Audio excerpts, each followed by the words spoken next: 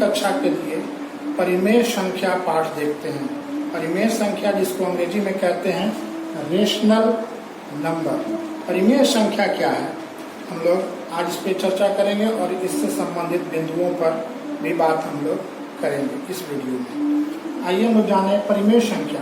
बच्चों आप जानते हैं, वैसे आप शुरू से आपने पहले भी पढ़ा है पिछली कक्षाओं में कि प्राकृत संख्या के बारे में। तो आप जानते हैं कि प्राकृत संख्या 1 से शुरू होती है। 1, 2, 3, 4, 5, 6, 7, 8 ये जो संख्याएं हैं प्राकृत संख्या है। इन प्राकृत संख्याओं के समूह में जब हम शून्य को भी जोड़ देते हैं तो यह पूर्ण संख्याओं का समूह हो जाता है।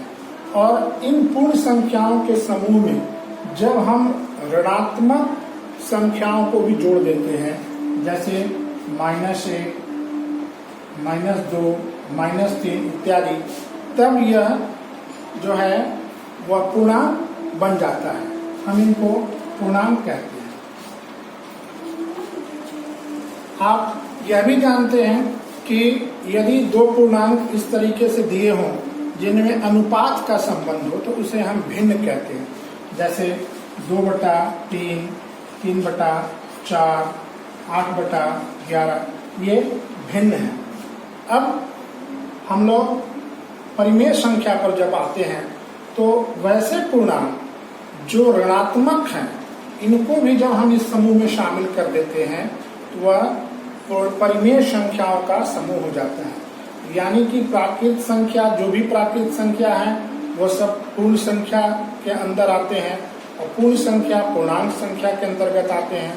पूर्णांक संख्या जो है वह भिन्न के अंतर्गत आते हैं और भिन्न जो है वह यदि उनमें ऋणात्मक भिन्नों को जोड़ दिया जाए तो वो परिमेय संख्या कहलाते हैं। यानी परिमेय संख्या जो है इसे यदि हम दूसरे शब्दों में कहें तो परिमेय संख्या बच्चों P/Q के रूप में होता है हमेशा। P भी एक पूर्णांक है और Q भी एक पूर्णांक है, या धनात्मक या ऋणात्मक हो सकता है। लेकिन आपको याद रखना है कि यहाँ Q जो है वो 0 के बराबर नहीं होता है। यानी परिमेय संख्या वैसी संख्याएं हैं जो P/Q के रूप में होती हैं लेकिन Q 0 के बराबर नहीं होता है। ऐसी सभी संख्याएं परिमेय संख्याएं होती हैं। आप उदाहरण देखिए, जैसे 2/3, -4/5, 6/7 ये सारे परिमेय संख्या हैं। 0/1 आप ध्यान रखें, यहाँ ये सब परिमेय संख्या हैं। लेकिन 1/0 या 6/0 ये परिमेय संख्या नहीं है, क्योंकि हर में 0 नहीं होगा। इसलिए अगर आपसे कोई प्रश्न पूछे और उसमें हर में 0 है तो आपको बता देना है कि यह परिमेय संख्या नहीं है, यानी नॉन रेशनल नंबर है, अपरिमेय संख्या है। परिमेय संख्या जो है इनका अगला जो बिंदु हम लोग बात करेंगे वो होगा धनात्मक परिमेय संख्या। धनात्मक परिमेय संख्या। अब ये धनात्मक परिमेय संख्या जिसको हम लोग कहते हैं positive rational number. Positive rational number बच्चों आपको ध्यान रखना है कि यदि कोई ऐसा परिमेय संख्या जिसका अंश और हर धनात्मक हो तो वह धनात्मक परिमेय संख्या कहलाएगी। जैसे 3/8 आप देख सकते हैं ये दोनों धनात्मक हैं, पॉजिटिव हैं, इसलिए इनको हम धनात्मक परिमेय संख्या कहेंगे। एक और बात इसमें आपको याद रखना है बच्चों कि यदि कोई परिमेय संख्या जिसका अंश और हर दोनों ऋणात्मक हो वह भी परिमेय संख्या धनात्मक कहलाती है। जैसे 3 मान लीजिए कि -8/-2 यह भी धनात्मक परिमेय संख्या है, क्योंकि आप धनात्मक, यहाँ ऋणात्मक और ऋणात्मक है, ये ऋणात्मक संख्या से विभाजित हो जाएगा तो ये धनात्मक हो जाएगा और ये उत्तर जो हमको प्राप्त होगा ये धनात्मक परिमेय संख्या होगा। आइए हम लोग ऋणात्मक परिमेय संख्या देखें।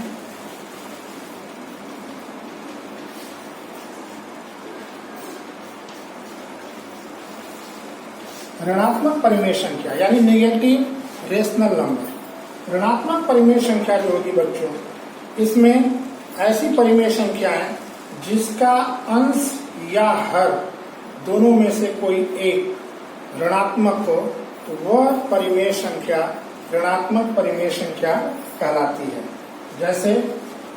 जैसे मान लिया जाए, उदाहरण दे रहे हैं -13/6 या -7/4 या एक उदाहरण और हम लोग लेते हैं 11/-2। आप देख सकते हैं कि इन उदाहरणों में या तो अंश ऋणात्मक है या हर ऋणात्मक है, यानी दोनों में से कोई एक ऋणात्मक होना चाहिए अंश या हर में से, तो वह परिमेय संख्या ऋणात्मक परिमेय संख्या कहलाती है।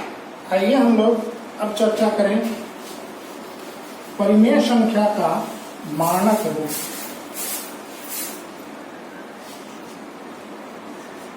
मानक रूप दो चीजें इसमें आ गई। एक तो हो गया कि हर ऋणात्मक नहीं होना चाहिए, हर ऋणात्मक नहीं होना चाहिए, और इसका दूसरा बिंदु है कि परिमेय संख्या का मानक रूप यानी अंश और हर का अंश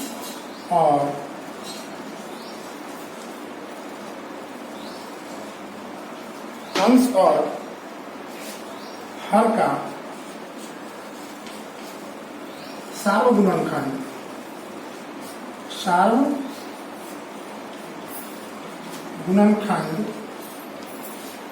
एक के अलावा नहीं होना चाहिए, यानी सिर्फ एक होना चाहिए, एक के अलावा नहीं होना चाहिए, तभी वह मानक रूप में माना जाएगा। यानी परिमेय संख्या का मानक रूप होगा। इसको दो शर्त हैं कि हर ऋणात्मक नहीं होना चाहिए और अंश और हर का सार्वगुणनखंड एक के अलावा दूसरा नहीं होना चाहिए, सिर्फ एक हो सकता है। आप उदाहरण देखिए, जैसे हम लोग एक परिमेय संख्या लेते हैं 45/30। आप देख रहे हैं ये हर ऋणात्मक नहीं है, धनात्मक है, इसलिए एक शर्त ये पूरा कर रहा है। अब इसका हम गुणनखंड निकालेंगे, सार्वगुणनखंड। तो मान लीजिए अगर हम इसको 15 से विभाजित कर रहे हैं तो ये 3 बार में विभाजित होगा, ये 2 बार में विभाजित होगा, यानी हो जाएगा ये 3/2। अब इनका आप देख सकते हैं कि सार्वगुणनखंड सिर्फ एक होगा, यानी एक से ही ये दोनों विभाजित हो सकते हैं। तो इस स्थिति में ये 3/2 जो है ये 45/3 का मानक रूप है, यानी ये जो परिमेय संख्या था 45/30 इसका मानक रूप होगा 3/2। एक और हम लोग उदाहरण लेते हैं, जैसे 18/-24। तो पहला तो हम लोग शर्त ये देख रहे हैं कि यहाँ हर जो है वो ऋणात्मक है, इसलिए ये मानक रूप में नहीं होगा, अभी मानक रूप में नहीं है। इसको मानक रूप में हम कैसे लाएंगे? तो मानक रूप में लाने के लिए हमको दोनों संख्याओं में ऋणात्मक से गुणा करना होगा, यानी -1 से गुणा करना होगा। तो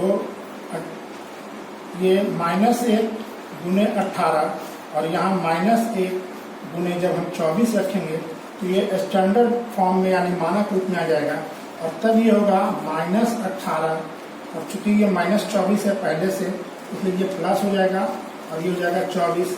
अब हम इनका सार्वगुणनखंड करेंगे। तो मान लीजिए अगर हम 6 से करते हैं तो 6 × 18 और ये 6 × 4 = 24, यानी ये हो गया -3/4, यानी कि 18/-24 जो परिमेय संख्या है इसका मानक रूप होगा -3/4।